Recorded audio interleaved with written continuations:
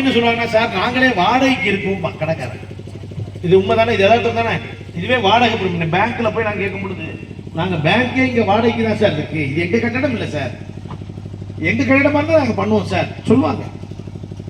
அப்ப நம்மளுடைய அனுபவ ரீதியாக நம்ம பார்க்கறது என்ன கேட்டீங்கன்னா, எந்த விஷயமும் திட்டமிடும் பொழுதே நாம அங்க இருந்தால்தான் அந்த விஷயம் சரியாக நடக்கும் அப்படிங்கிறத நம்முடைய நீண்ட நாளைய அனுபவம்.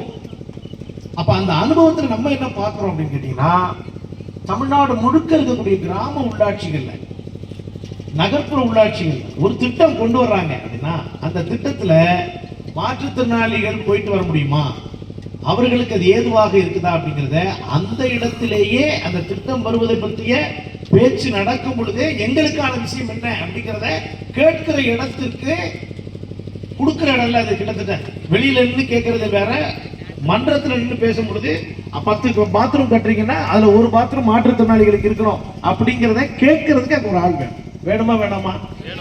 அந்த திட்டம் தான் உலக அளவில் பார்த்தீங்கன்னா பின்லாந்துல தான் நம்ம போய் பார்த்தோம். அங்கெல்லாம் மாற்றுத்திறனாளிகளுக்கு தனி துறையெல்லாம் கிடையாது.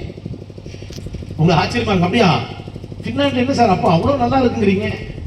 பின்லாந்துல வந்து நான் போய் பார்த்தல உலகம் முழுக்க எப்படி எல்லா இடங்களும் அங்க மேலை நாடுகள் எல்லாம் மாற்றுத்திறனாளிகளுக்கு ஏதுவாக இருக்கு.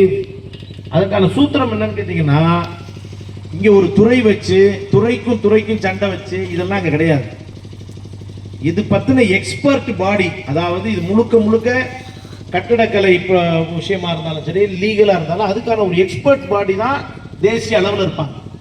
தேசிய அளவில் யார் இருப்பா? மாற்றுத்திறனாளிகள் பத்தின ஒரு ஆழமான எக்ஸ்பர்ட் தான் இருப்பான். அப்ப நடைமுறைப்படுத்துறது யாரு திட்டங்கள் கேட்டீங்கன்னா, எல்லாமே உள்ளாட்சிகளின் வழியா தான். வீல் சேர் கொடுக்கறதுல இருந்து அடையாள அட்டை கொடுக்கற வரைக்கும் எல்லாமே யாரு பண்ணுவா? பண்றது முழுக்க நம்ம சாதாரண கிராமப்புற உள்ளாட்சி அமைப்புகள் தான் அதை பண்ணும். அதனாலதான் அங்க பல நல்ல விஷயங்கள் ஏற்படுவதற்கான காரணம் நடந்தது. இப்ப நமக்கு என்னன்னு கேட்டீங்கன்னா, இந்த முதலமைச்சர்கிட்ட போய் நம்ம என்ன கேட்டோம்னா, கிராம உள்ளாட்சிகளில் மாற்றுத்திறனாளிகளுக்கு இடஒதுக்கீடு கொடுக்கணும் அப்படிங்கிறது தான் நம்மளுடைய கோரிக்கை. அப்படி கோரிக்கை வைக்கும் பொழுது மாற்றுத்திறனாளிகளுக்காக நம்ம என்ன செஞ்சிருக்காங்க அப்படின்னு கேட்டீங்கன்னா, ஒவ்வொரு கிராமப்புற பகுதிகளிலையும் மாற்றுத்திறனாளிகளுக்கான ஒரு நியமன உறுப்பினரை கொடுக்கணும். அப்பதான் அவங்களுடைய பிரச்சனைகளை அவர்கள் பேசுவதை கேட்க முடியும் அப்படிங்கிறதுக்கான முயற்சி கொண்டு வந்திருக்காங்க. இப்ப ஏப்ரல் 14ஆம் தேதி டென்டேட்டிவா சொல்றேன், ஏப்ரல் 14ஆம் தேதி வள்ளுவர் கோட்டம், சென்னை வள்ளுவர் கோட்டம்